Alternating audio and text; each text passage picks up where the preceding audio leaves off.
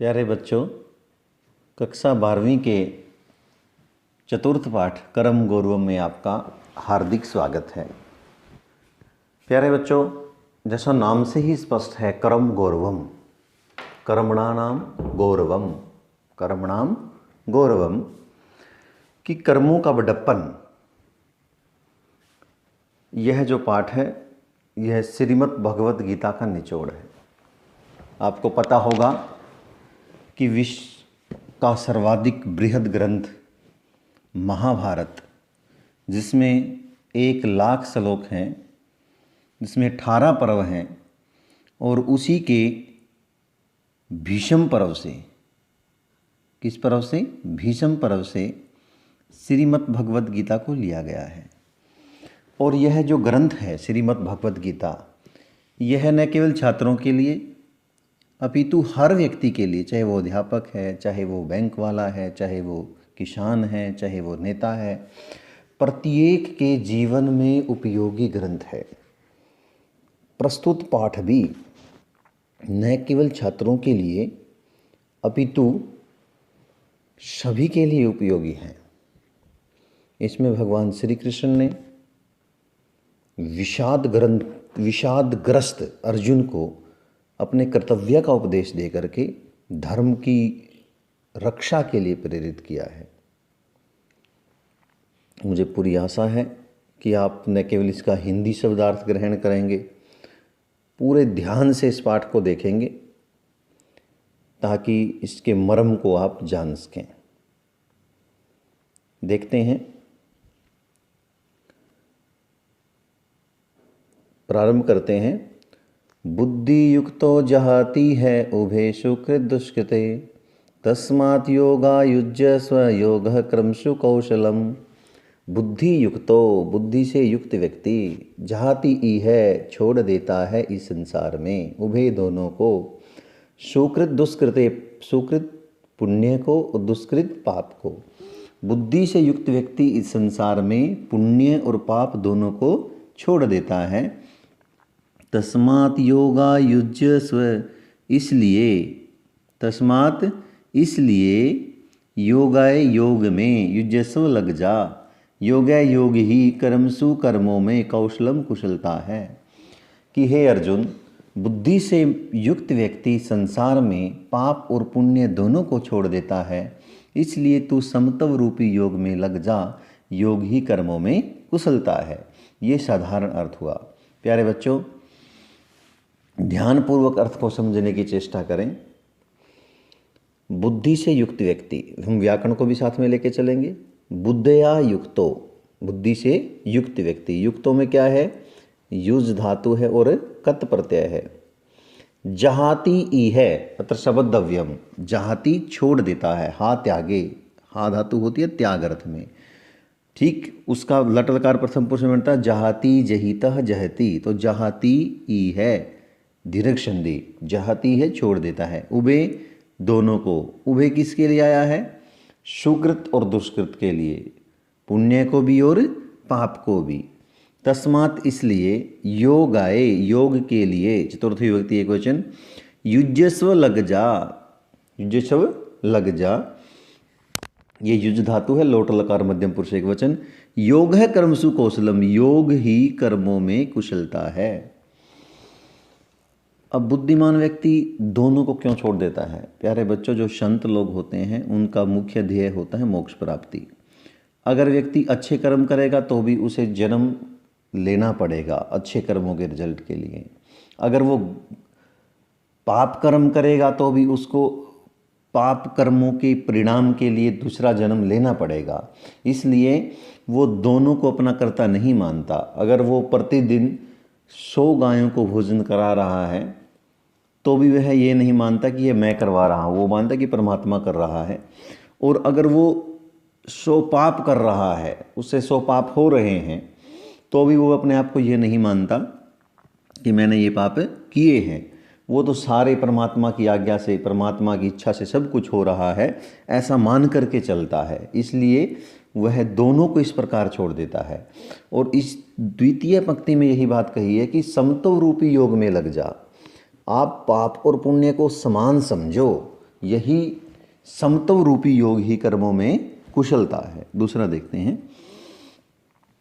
नीतम कुरु करम त्वम कर्म जयायुः कर्मणः शरीर यातरापि च तेन परसिद्धयेद कर्मणः। नियतम कुरु कर्म त्वम, कि हे पार्थ, हे अर्जुन, नियतम जैसा शास्त्रों में कहा गया है, जो नियत है, जो शास्त्र विहित है, वैसे कुरु करो। कर्मों को तुम ही है अर्जुन, तुम शास्त्र विहित कर्मों को करो। शास्त्रों में जो विधि विधान बताए गए हैं उस प्रकार से कर्मों को करो। क्यों करो? कर्म जयायो ही कर्मण, कर्म करना जयायो श्रेष्ठ है, ही निश्चय से, अकर्मण कर्म न करने की अपेक्षा। कि हे अर्जुन, नियत रूप से शास्त्रों में जैसा कहा गया है वैसे तुम कर्मों को करो, क्योंकि कर्म करना जयायो श्रेष्ठ है, ही निश्चय से, अकर्मण कर्म न करने की अपेक्षा। अगर कर्म नहीं करेंगे फिर तो क्या होगा? देखते हैं द्वितीय पंक्ति में, शरीर यात्रापि चैतेन परसिद्धयेत कर्मण। तेरी शरीर यात्रा, शरीर की यात्रा भी, तेरी शरीर की यात्रा भी, अर्थात तेरे शरीर का निर्वाह भी न परसिद्धयेत नहीं होगा। अकर्मण, अगर तू कर्म नहीं करेगा। शरीर यात्रा भी, कि शरीर की यात्रा भी, शरीर यात्रा भी, शरीर की यात्रा भी, शरीर का निर्वाह भी, तेरा न नहीं परसिद्धयेत सफल होगा, अर्थात होगा, शरीर का गुजारा भी नहीं होगा। अकर्मण, अगर तू कर्म नहीं करेगा। दोनों श्लोकों को फिर से देखो। बुद्धि से युक्त व्यक्ति जाति है इस संसार में छोड़ देता है उभय दोनों को, सुकृत दुष्कृते, पुण्य को भी और पाप को भी। तस्मात्, इसलिए, योगाय समत्व रूपी योग में युज्य सब लग जाओ। योगः कर्मसु कौशलम, योग ही, समत्व रूपी योग ही, भले और बुरे को दोनों को समान समझने वाला योग ही कर्मों में कुशलता है। द्वितीय, कि हे अर्जुन, शास्त्र विहित कर्मों को करो, क्योंकि कर्म करना कर्म न करने की अपेक्षा श्रेष्ठ है। और अगर तू कर्म नहीं करेगा, अगर तू अकर्मण रहेगा तो तेरा शरीर का गुजारा भी नहीं प्रसिद्ध होगा, नहीं चलेगा। आगे बढ़ते हैं।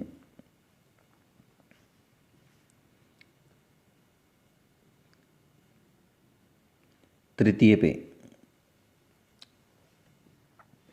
न कर्मणामनारंभात् नैष्कर्म्यं पुरुषोऽश्नुते न च संसन्न्यादेव सिद्धिं समधिगच्छति। बहुत ध्यान से समझने का श्लोक है, ये समझेंगे तभी समझ में आएगा। न कर्मणाम अनारंभात् नैष्कर्म्यं पुरुषोऽश्नुते न च संन्यासनादेव सिद्धिं समधिगच्छति। जो मैंने पहले बात बताई थी कि जब जो कर्म हैं वो अपना फल बंद कर दें, कर्म अपना फल देना बंद कर दें, तब मनुष्य किसको प्राप्त होता है? सिद्धि को प्राप्त होता है। अब मान लो इस जन्म में किसी ने बहुत सारे अच्छे कर्म किए, उन अच्छे कर्मों का फल मिलेगा। फल मिलेगा तो जन्म होगा, जन्म होगा तो व्यक्ति को जन्म मरण से छुटकारा नहीं मिलेगा। फिर इसके लिए क्या किया जाए? तो इसके लिए अवस्था का नाम बताया है निष्कर्मता। क्या नाम बताया है? निष्कर्मता। भगवान समझा रहे हैं कि निष्कर्मता को कोई अन्यथा न ले ले। निष्कर्मता का अर्थ होता है कि हम कर्म तो करें लेकिन उसके फल की प्राप्ति हमें ना हो। अगर हम अच्छे कर्म कर रहे हैं तो अच्छे फल की प्राप्ति हमें ना हो, बुरे कर्म कर रहे हैं तो बुरे कर्म की प्राप्ति हमें ना हो।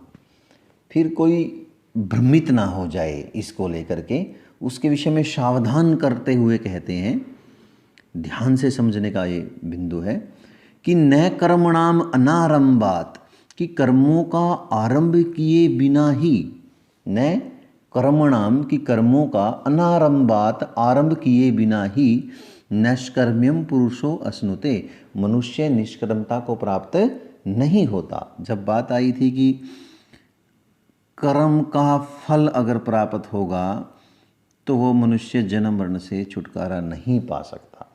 साधारण सी बात ये थी। तो भगवान ने कहा है कि ऐसा नहीं है कि हम कर्मों को करना प्रारंभ ही ना करें और हम निष्कर्मता को प्राप्त हो जाएं। ऐसा मनुष्य नहीं कर सकता, ऐसा नहीं हो सकता कि हम कर्म करना प्रारंभ ही ना करें और निष्कर्मता को प्राप्त हो जाएं। फिर से देखो, न नहीं कर्मणाम कर्मों का अनारंभात, आरंभ किए बिना ही नष्कर्म्यम पुरुषो श्नुते, जो मनुष्य है वो निष्कर्मता को प्राप्त हो जाता है। फिर मनुष्य सोचता है कि हम कर्म करना प्रारंभ ही ना करें, निष्कर्मता को प्राप्त हो जाएंगे। ये तर्क भगवान ने निषिद्ध कर दिया कि ऐसा नहीं हो सकता। दूसरा, फिर हम सोचते हैं भी कर्म का त्याग कर दें, हम कर्म ही ना करें, फिर हम परमात्मा को प्राप्त हो जाएंगे क्योंकि फिर फल नहीं मिलेगा। भगवान ने इसका भी निषेध किया कि ऐसा भी नहीं है। न च और न ही संसन्यादेव, उनके त्यागने से ही सिद्धिम समधिगच्छति, परमात्मा के साक्षात्कार को प्राप्त करता है। न ही उनको त्याग देने से ही परमात्मा के साक्षात्कार को प्राप्त होता है, ऐसा भी नहीं है। तो फिर कैसा है? ये मैं अपने पास से जोड़ रहा हूँ, इसकी हिंदी नहीं है दरअसल ये। जब हम कर्मों को तो करें, ना तो कर्मों का हम त्याग करें, ना तो हम कर्मों को करना प्रारंभ न करें और न ही उनका त्याग करें। ये दोनों चीज़ें परमात्मा को प्राप्त कराने वाली नहीं है कि हम कर्म करना प्रारंभ ही ना करें और हम निष्कर्मता को प्राप्त हो जाएं, पहली लाइन। दूसरी लाइन कि हम कर्म करना त्याग दें और परमात्मा की सिद्धि को प्राप्त हो जाएं, साक्षात्कार को प्राप्त हो जाएं, ऐसा भी नहीं है। भगवान ने दोनों को क्या कर दिया? दोनों तर्कों को खंडित कर दिया कि हम कर्मों का प्रारंभ ही न करें और निष्कर्मता को पुरुष है जो प्राप्त हो जाता, ऐसा नहीं है। और न ही ऐसा है कि उनके त्याग मात्र से सिद्धि को प्राप्त हो जाता है, परमात्मा के साक्षात को प्राप्त हो जाता है, ऐसा भी नहीं है। फिर तो कैसा है? ये मैं अपने पास से बता रहा हूँ। हम कर्म तो करें लेकिन अपने आप को कर्ता ना माने।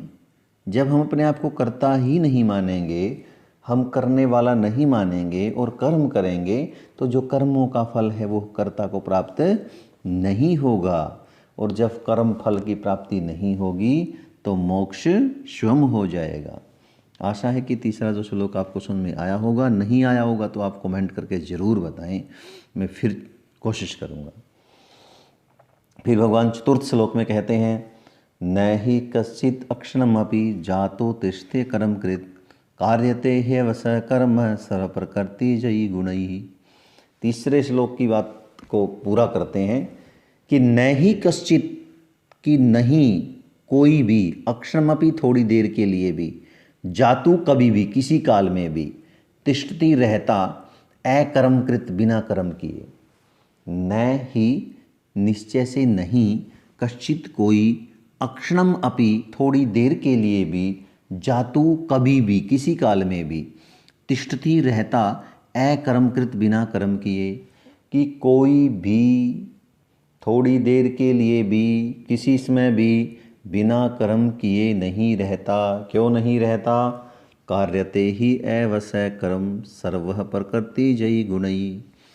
प्रकृति जयी गुणई, कि प्रकृति जनित गुणों के द्वारा, स्वाभाविक गुणों के द्वारा, कुदरती गुणों के द्वारा, सर्व यह सारा प्राणी समुदाय ही निश्चय से अवशय परवश हुआ, कर्म कार्यते, कर्म करने को विवश है, कर्म करने के लिए बाध्य है। फिर से देखें, न ही निश्चय से कोई, कश्चित कोई भी प्राणी, अक्षणमपि थोड़ी देर के लिए भी, जातु किसी समय भी, किसी काल में भी, तिष्ठति नहीं ठहरता, अकर्मकृत बिना कर्म किए। क्यों?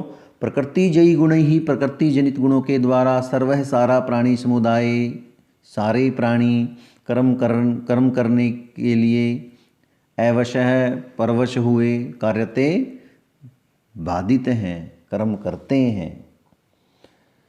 कोई भी मनुष्य पल भर के लिए भी, किसी समय भी बिना कर्म किए नहीं रहता, क्योंकि स्वाभाविक गुणों के द्वारा परवश हुए सारा प्राणी समुदाय कर्म करने के लिए बाध्य है।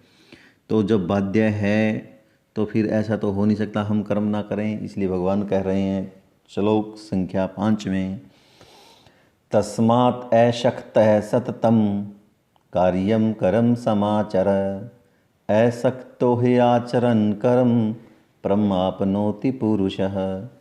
तस्मात् इसलिए कि हे अर्जुन, इसलिए, किस लिए? क्योंकि ऐसा नहीं है कि मनुष्य कभी भी, किसी काल में भी, पल भर के लिए भी बिना कर्म किए रहे। क्यों? क्योंकि स्वाभाविक गुणों के द्वारा परवश हुआ जो प्राणी समुदाय है वो कर्म करने के लिए बाध्य है। कुछ तो करोगे पार्थ। एक उपदेश में आता है, अगर हवा में कोई सुगंध और दुर्गंध है, आप तो श्वास लेने के लिए बाध्य हो। तो इसलिए भगवान कहते हैं कि सारा प्राणी समुदाय कर्म करता है। अब श्लोक संख्या 5 को ध्यान से देखें। तस्मात् इसलिए, अशक्तः आसक्ति से रहित होकर के, आसक्ति से रहित किस में होकर के? कर्म के फल में, फल में आसक्ति से रहित होकर के, फल की आसक्ति से रहित होकर के, सततम लगातार कार्यम करने योग्य, कार्यम करने योग्य है, ण्यत प्रत्यय है, क्री धातु में ण्यत प्रत्यय है तो कार्यम करना चाहिए। तस्मात् इसलिए अशक्तः आसक्ति से रहित होकर के, सततम लगातार कार्यम करने योग्य कर्म कर्मों को समाचर करो। इसलिए हे अर्जुन, कर्म फल में आसक्ति छोड़ करके निरंतर करने योग्य कर्म कर्मों को समाचर करो। अशक्तो आसक्ति से रहित हो करके ही निश्चय से आचरण कर्म कर्मों का आचरण करता हुआ मनुष्य, कर्मों का आचरण करता हुआ पुरुष परम आपनोति, उस परम तत्व को, उस परमात्मा को प्राप्त कर लेता है, उसका साक्षात्कार कर लेता है। फिर से देखें, तस्मात् अशक्तः सततं कार्यं करम समाचर, अशक्तो हि आचरन् कर्म परमाप्नोति पुरुषः। तस्मात् इसलिए, अशक्तः आसक्ति से रहित होकर के, कर्म फल में आसक्ति से रहित होकर के, कर्म फल में लगाव छोड़ करके, कर्म फल की इच्छा छोड़ करके, सततम लगातार कार्यम करने योग्य कर्म कर्मों को समाचर करो। अशक्तो कर्म फल में आसक्ति से रहित हुआ मनुष्य आचरण कर्म कर्मों का आचरण करता हुआ परम आपनोति पुरुष है, जो मनुष्य है वो परम तत्व को, परमात्मा को आपनोति प्राप्त कर लेता है। अब श्लोक संख्या 6 को देखते हैं।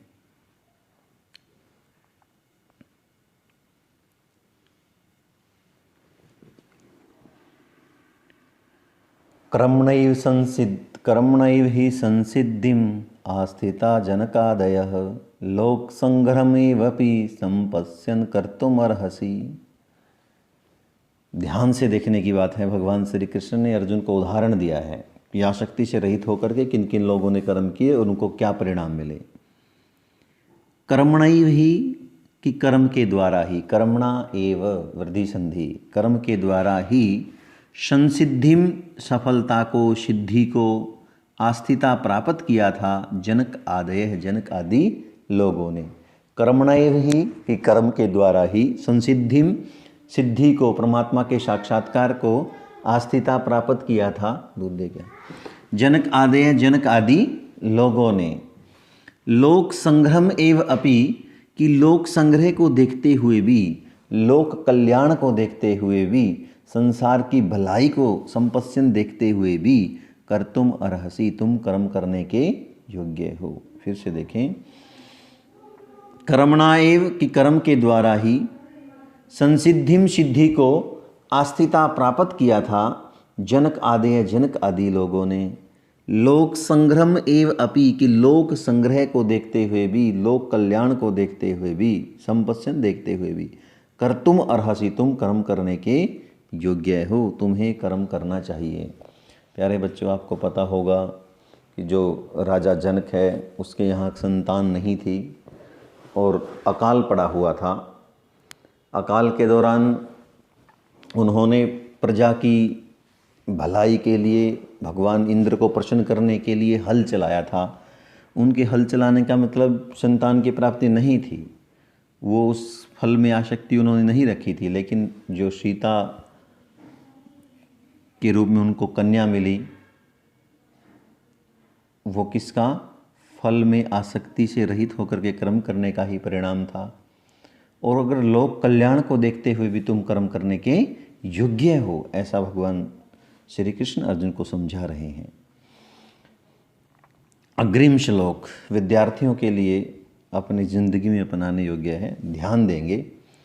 यद यद आचरति श्रेष्ठः तत्तदेवेतरो जनः शयत परमाणं कृते लोकस्तदनुवर्तते। यद यद आचरति श्रेष्ठ है, यत यत जैसा जैसा, आचरति आचरण करता है, श्रेष्ठ है श्रेष्ठ व्यक्ति, तद वैसा वैसा, एव ही इतरो जनः दूसरे लोग भी आचरण करते हैं। कि एक श्रेष्ठ व्यक्ति जैसा जैसा आचरण करता है दूसरे लोग भी वैसा ही आचरण करते हैं। शयत प्रमाणम कुरुते, वह जो प्रमाण रूप में स्थापित करता है, वह जो आदर्श रूप में स्थापित करता है, वह जो मॉडल रूप में स्थापित करता है, लोकः तदनुवर्तते, लोक संसार जगत तद उसका, उस व्यक्ति का, उस श्रेष्ठ व्यक्ति के द्वारा किए गए कृत्य का, कार्यों का अनुवर्तते अनुसरण करते हैं। प्यारे बच्चों, आजकल धारावाहिक चला हुआ है रामायण।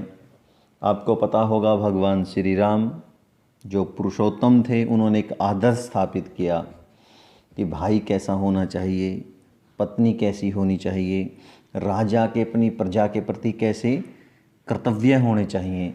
जब उन्होंने आसन ग्रहण किया तो उन्होंने एक बात कही कि राजा का अपना कुछ नहीं होता, प्रजा ही उसकी सब कुछ होती है।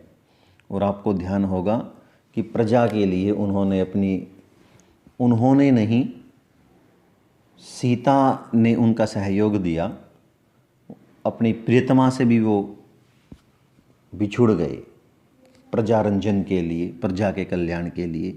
उन्होंने एक आदर्श स्थापित किया कि जो यथा राजा तथा प्रजा, जब प्रजा कहने लग गई थी कि जब राजा ही ऐसे दूसरे के घर में रह करके आई हुई पत्नी को अपनाएगा तो प्रजा में व्यभिचार फैल जाएगा, प्रजा भी ऐसे ही करेगी। लेकिन भगवान श्री राम ने ये एक श्रेष्ठ उदाहरण प्रजा के सामने प्रस्तुत किया।